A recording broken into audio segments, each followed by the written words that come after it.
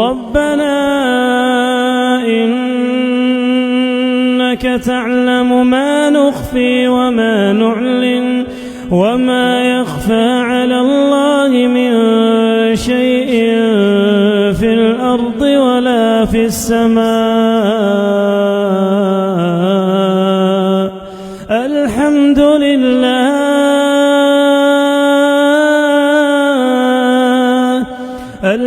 لله الذي وهب لي على الكبر إسماعيل وإسحاق إن ربي لسميع الدعاء. رب اجعلني مقيم الصلاة ومن ذريتي ربنا وتقبل دعاء. ربنا اغفر لي ولوالدي وللمؤمنين يوم يقوم الحساب.